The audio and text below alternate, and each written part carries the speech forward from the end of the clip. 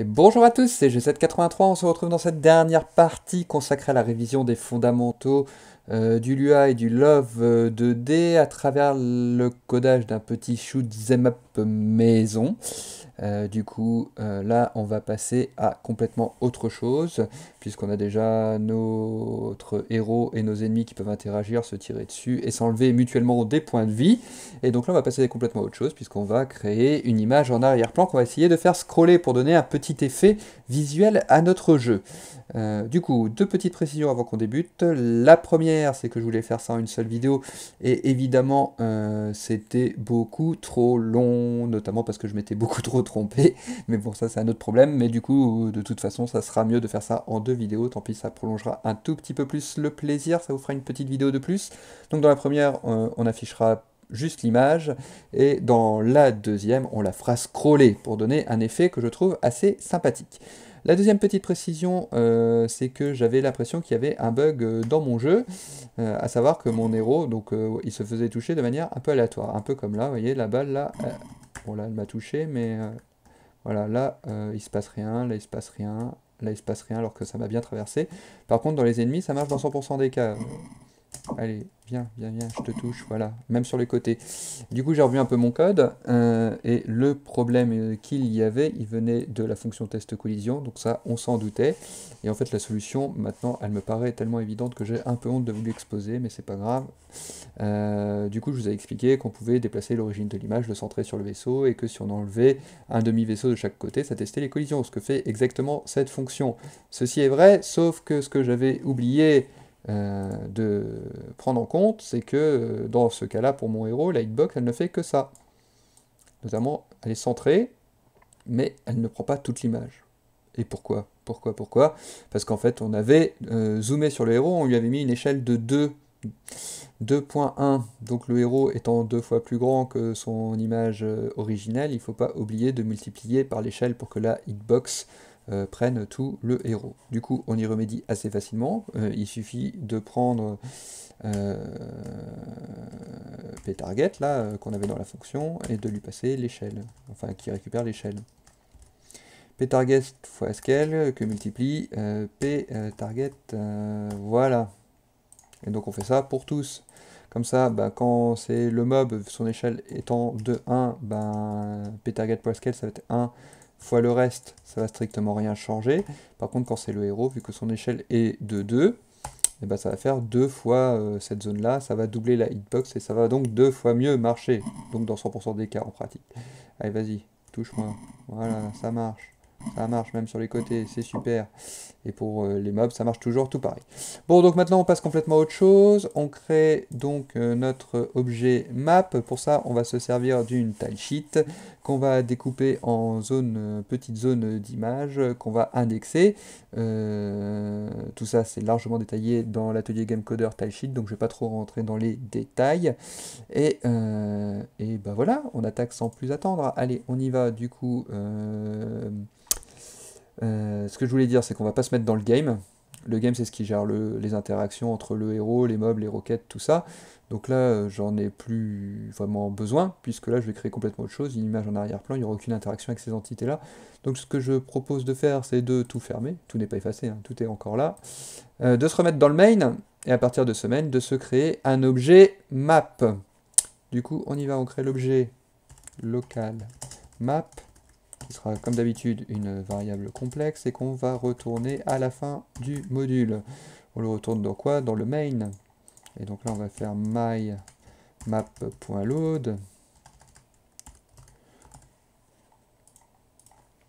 mymap.update, et on lui passe le delta t, et mymap.draw,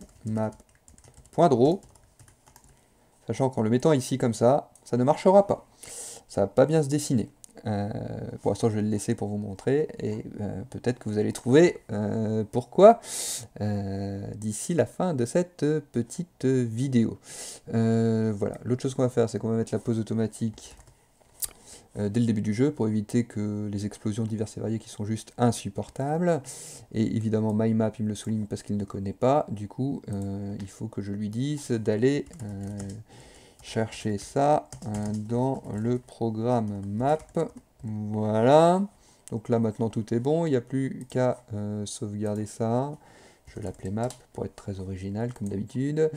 De créer les fonctions map.load qu'on va appeler map.update qui, sans grand suspense, va récupérer le delta t et la fonction map.draw pour tout dessiner. Et voilà, on va vérifier si ça marche, mais comme d'habitude avant, je vais mettre ma petite phrase magique, loading map. Voilà, si ce module-là est bien appelé, a priori les autres aussi. Loading map, c'est bon, ça marche, ça crache pas, la pause automatique est bien activée, rien ne se passe. On peut commencer à travailler. Alors du coup, j'ai créé une tilesheet, enfin deux pour être plus exact, pour faire deux ambiances lumineuses différentes. Une un peu, je voulais faire un effet poussière d'étoile, un autre je voulais un peu innover, faire des planètes rouges, vertes, jaunes, bleues. Bon, à la fin ça donne plus une ambiance guirlande de Noël qu'autre chose, mais c'est pas grave. Toujours est-il que l'idée, donc, ça va être déjà de charger cette image qui fait une certaine longueur, une certaine largeur. Et du coup, cette image tilesheet, je vais l'abréger sheet parce que ça va être plus simple de faire comme ça. Du coup, on y va local. Local, donc sheet égale machin. De toute façon, l'information de cette image, j'aurais pas besoin de la retourner dans le programme principal parce que de toute façon, si je charge une autre image, je pourrais me servir de ça directement ici, je n'en aurais pas besoin dans le main, a priori. Donc autant créer une variable locale ici qui va s'effacer à la fin de l'exécution de ce module. Du coup, on y va, sheet.img, on charge l'image love.graphics.new image, comme d'habitude. Du coup, le chemin d'accès, c'est dans image. Slash, donc j'ai level 1, j'ai level 2, donc on va faire comme d'habitude, enfin comme d'habitude, comme la dernière fois, un petit système de concaténation. Du coup, on va lui passer le numéro du niveau. Dans l'idée, bon là on le fera pas, on va créer qu'un seul niveau, mais c'est que si on change de niveau, comme ça, juste en faisant ça, ça va me charger toutes les tilesheets possibles et inimaginables. Du coup, plevel, on le récupère ici, voilà. Sans faute de frappe, voilà, il le connaît maintenant. Et plevel, il faut l'injecter, donc on va lui dire que par défaut, le premier niveau c'est le level 1. Donc local level égale 1. Ou mieux, on peut lui dire de générer un niveau aléatoire. Donc love.mat.random, un niveau aléatoire qui va entre le chiffre 1 et le chiffre 2. Comme ça, level, il prend soit le chiffre 1, soit le chiffre 2. Le chiffre 1 et le chiffre 2, on l'injecte dans mymap.load et on lui passe ce chiffre, qu'on récupère dans plevel, et que donc on récupère là, donc level soit 1, soit 2.png, ça devrait marcher, il n'y a pas de souci. Après, on va récupérer donc la largeur totale de cette image, grâce à la fonction love.graphics, n'importe quoi, grâce à, enfin si on peut faire comme ça, mais autant faire comme ça, c'est beaucoup plus simple, on prend l'image qu'on a déjà chargée, donc sheet.img, et on va lui chercher sa largeur totale. On n'oublie pas les parenthèses, c'est une fonction, même si on ne passe pas de paramètres, sinon ça n'est pas content à juste titre. Sheet.img, j'appelle la fonction getHeight, cette fois-ci de là. Voilà, voilà. Alors après, qu'est-ce que j'ai besoin? J'ai besoin de connaître évidemment, alors donc ça c'est l'échelle globale de l'image, et maintenant j'ai besoin de connaître la largeur et la hauteur de mes tuiles, et ça c'est moi qui l'ai défini, puisque j'ai créé grâce à PixelEdit cette tilesheet, et quand on lance PixelEdit et qu'on lui demande de créer un nouveau projet, il nous demande quelle largeur et quelle hauteur pour les tuiles. Donc là j'ai mis 32 et 16. Alors on y va. On y va, on y va, 32 et 16, donc je vais me créer une autre variable locale, cette fois-ci que je vais appeler tile, comme tuile, et donc tile.width, on a dit que ça faisait 32, et tile.height, ça faisait 16, et normalement c'est les deux seules variables en dur que j'ai besoin de renseigner pour tout ce bout de code. Et donc maintenant, on est pas mal pour créer nos quads, c'est-à-dire nos zones de sélection de l'image qu'on va indexer donc de 1 à 5. Et donc on va lui dire que par exemple, cette partie-là de l'image, ça va correspondre au quad 1, cette partie-là de l'image, ça va correspondre au quad 2, tout ça, et on va coder ça dans cette variable tilesheet.quad, et c'est parti. Du coup, sheet.quad égale, donc ça va être une variable complexe. Et comme ça, je peux créer mes quads. Allons-y. Création des quads. Et là, la concentration va devenir maximale, puisque très souvent, pour pas dire tout le temps, je me trompe, et donc ça fait des bugs relous à gérer. Mais c'est pas grave, on y va. Sheet.quad de 1, 2, 3, 4, 5. Donc là, on va créer une variable qu'on va appeler id, égale les quads. Love.graphics.new quad. Ok, du coup, id égale 1. Ok. Et du coup, il va falloir créer une boucle pour remplir tout ça, à moindre effort. Donc for c, du coup là je vais créer mes variables locales, L pour les lignes et C pour les colonnes. Je n'ai besoin que de C puisque j'ai qu'une seule ligne et 5 colonnes, donc je n'ai pas vraiment besoin du L, mais c'est pas grave, je vais le mettre au cas où. Donc for C égale 1 jusqu'à quoi? Bah donc la largeur totale de la tile sheet divisée par la largeur d'une tuile. Donc la largeur totale de la tile sheet, on a dit que c'était sheet point width. La largeur d'une tuile, c'est tile.width. Do. On do quoi? On do sheet quoi tidy machin. And, ce qui est sûr, c'est que là, il faut que je mette local, il n'y a pas besoin que ça soit global, donc voilà, c'est bon. Et donc là, je vais mettre id égale id plus 1. Comme ça, une fois qu'il aura créé son quad, id va passer à 2, sheet.quad de 2, ça va créer le new quad, id va passer à 3, etc. etc. Donc on y va, on remplit les quads. Donc premier paramètre à rentrer, c'est le x-number, donc c'est là où il y a la petite astuce, on fait c-1, que multiplie donc la largeur de la tuile, donc tile.width. Donc c'est -1, donc comme c va être égal à 1 la première fois, 1 moins 1 ça fait 0, fois quelque chose ça fera 0, et donc on va bien se trouver sur ce point-là. Après c va passer à 2, 2 moins 1 ça fait 1 fois la largeur de la tuile 32, on va bien se retrouver sur ce point-là, etc. etc. etc. Pour le y c'est 0 puisque je n'ai qu'une seule ligne, il n'y a pas besoin de se casser la tête. La largeur de la tuile, ben, c'est tile.width, et la hauteur de la tuile c'est tile.height. Après, il faut lui passer SW et SH, sachant que ça, c'est la largeur totale de la tile sheet, et la hauteur totale de la tile sheet, ça tombe bien, je les ai créés, c'est sheet.width, donc c'est-à-dire ça, et sheet.height, c'est ça. Sheet.height. Ok, ok. Donc là, normalement, on a créé nos quads qui sont indexés de 1 à 5. Maintenant, ce qu'on va vouloir faire dans une deuxième étape, c'est dessiner sur mon écran tous ces quads de manière aléatoire pour remplir tout mon écran avec cette image. Donc j'ai décidé de faire ça dans une variable que j'ai appelée map.grille. Du coup, map.grille, autant regrouper ça, c'est un peu... Non, allez, on va faire comme ça. On va mettre que map.grille égale variable complexe. Voilà. Comme ça, ma map.grille, elle va contenir n lignes et n colonnes. Tout ça dans cette variable complexe. Du coup, on y va. Remplissons cette grille. Donc, for L pour les lignes égale 1 jusqu'à quoi? La hauteur totale de mon écran divisée par la hauteur d'une tuile.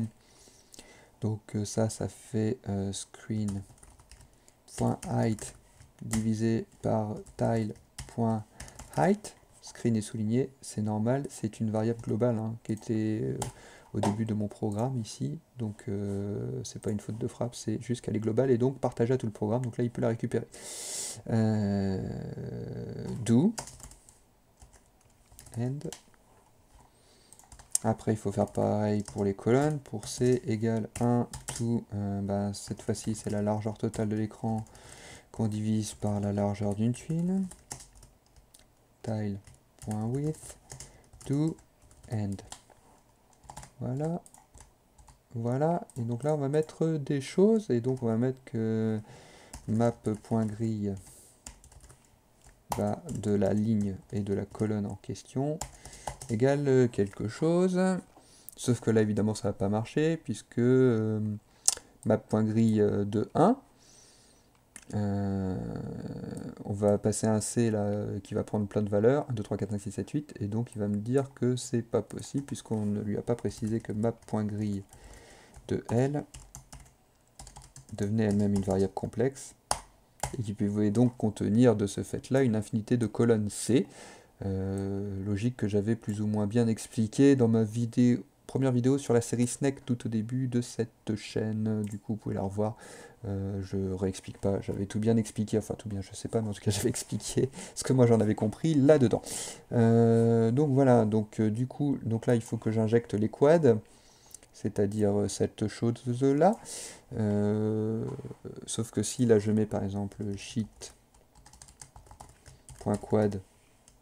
1, bah ça va m'injecter que les quads numéro 1, c'est-à-dire que je vais avoir un écran tout noir. Si j'injecte que des deux, je vais avoir que cette image-là partout sur l'écran. Donc c'est pas trop l'effet recherché. On va injecter sheet.quad.id. Alors c'est pas cet ID là non plus. Il faut trouver un système pour injecter un peu ce qu'on veut, où on veut, et ce qu'on veut, où on veut, on ne sait pas trop, donc en fait on va se référer à l'aléatoire, un peu comme j'avais fait dans mon programme génération aléatoire de niveau, je vais largement m'en inspirer. Du coup, on y va, il faut qu'on récupère l'ID. Alors, ID, ça va être quoi? Ça va être égal love, alors, .mat.random, donc ça va me générer aléatoirement un nombre entre 1 et 5. Sauf que je ne vais pas faire ça, parce que si je fais ça, vu que j'ai donc 4 cases sur 5 qui sont remplies de couleurs, ça va me faire un écran qui est totalement coloré et absolument pas noir. Et moi je veux le noir du vide intergalactique. Du coup, dans ma logique, je veux que 80% de mon écran soit noir, donc charge cette tuile-là, et que les 20 autres pourcents chargent une de ces tuiles-là aléatoire. Du coup, comment on peut faire? Eh ben, il suffit de tirer aléatoirement un nombre entre 1 et 100 pour faire un pourcentage. Après, je mets que si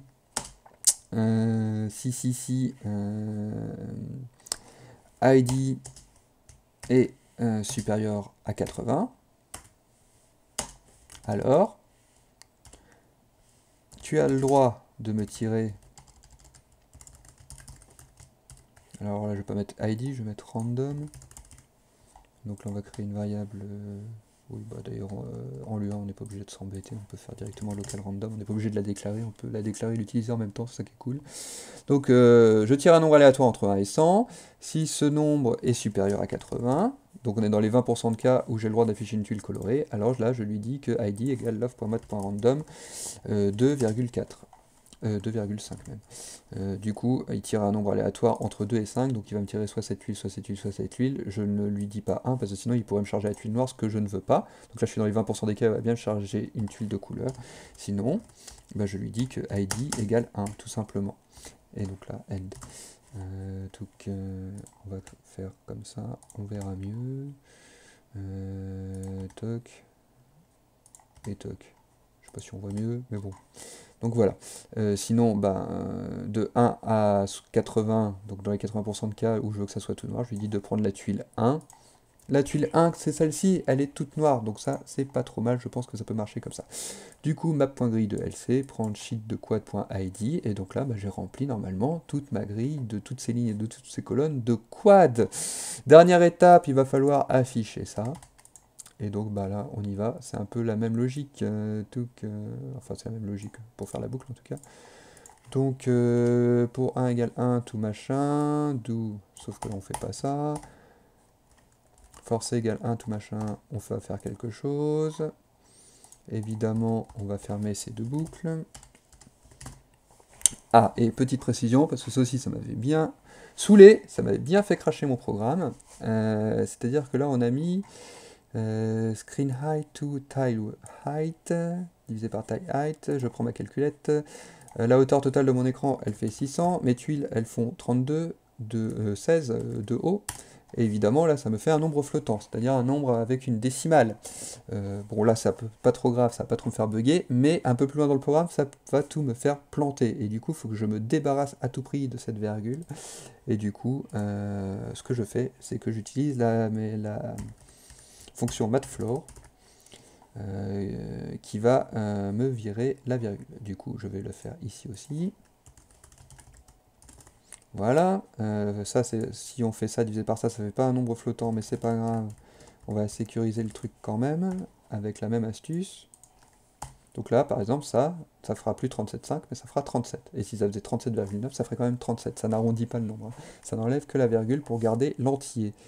Donc là, pareil, on sécurise avec la fonction mathfloor. Et donc maintenant, il faut afficher. Alors pour afficher, c'est lovegraphics.draw, quoi qu'il arrive. Et on y va, on affiche quoi? Le drawable. Donc ça, c'était sheet.img. Ok.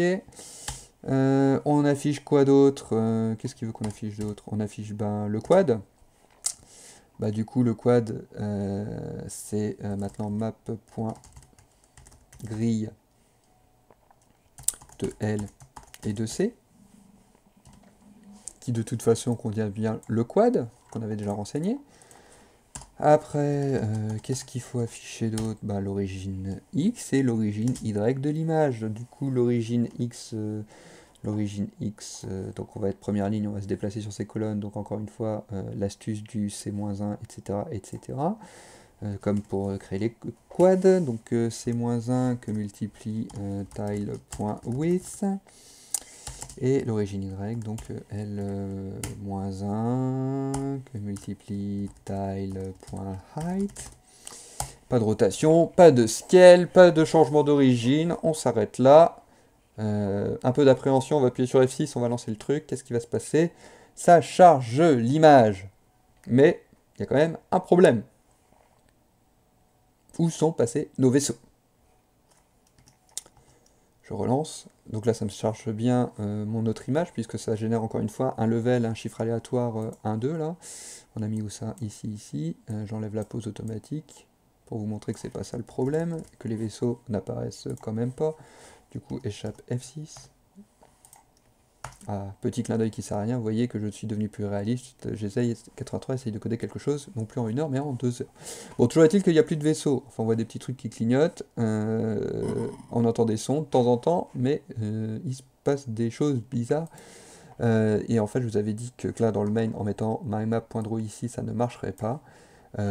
Tout simplement parce que là, elle est en premier plan. On charge d'abord mygame, on affiche d'abord mygame.draw, donc les vaisseaux, les roquettes, et après seulement la map, qui va donc prendre toute la place de l'écran. Et donc si je veux que ça marche, il faut que je la mette évidemment ici. Comme ça, c'est le premier truc qu'on charge, ça va se retrouver en arrière-plan, et après, les vaisseaux, ils vont venir tranquillement dessus, et là, comme par magie, ça remarche bien, on peut toujours tirer. On peut charger la carte, on peut charger un autre niveau, les ennemis, les roquettes, elles vont toutes à leur vitesse, voilà, on n'a rien touché, tout va bien, c'est l'avantage d'avoir créé un objet complètement indépendant, on n'est pas parti du game, mais cette fois du main. Et on va s'arrêter là, et je suis content que ça n'ait pas bugué cette fois-ci, et que c'est marché du premier coup. Bon, j'espère que j'étais à peu près clair, je vous dis à dans quelques jours pour cette fois-ci, vraiment la dernière vidéo, on va faire scroller l'image, au pixel près et non pas case par case comme dans l'atelier Talsheet. C'est un peu la nouveauté maison, à mon niveau en tout cas, et je vous souhaite une excellente fin de semaine à tous. Allez, des gros bisous, à bientôt.